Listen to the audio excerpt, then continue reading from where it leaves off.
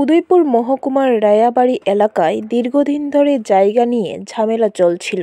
বিশেষ করে সেখানে বসবাসকারী বেশ কিছু সংখ্যালঘু পরিবারের উপর বারে বারে আক্রমণ সংঘটিত করা হচ্ছে।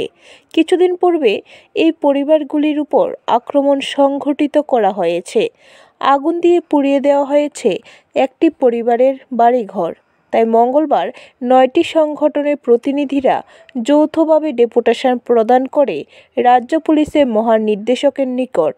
তাই তারা নিরাপত্তার দাবি করেন।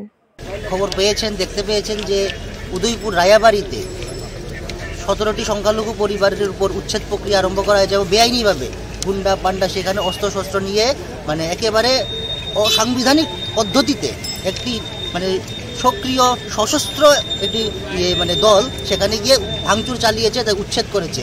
এর আগেও ৩-৪ দফায় তাদের উপর এই উচ্ছেদ প্রক্রিয়া চলে এবং তাদেরকে সেখানে উচ্ছেদ করার যে উঠে পড়ে লেগেছে এই আমাদের এই রাজ্যের যে উগ্র হিন্দুত্ববাদী সাম্প্রদায়িক একটি গোষ্ঠী। তো আজকে সেই রায়াবাড়ির যে তাদের উপর যে উচ্ছেদ প্রক্রিয়া এবং সেটা একেবারে যে বেআইনি, সেই বেআইনি উচ্ছেদ প্রক্রিয়ার বিরুদ্ধে আমরা আজকে ডেপুটেশন দিতে যাচ্ছি ডিজি সাহেবের কাছে। ব্যুরো রিপোর্ট, খবর ত্রিপুরা।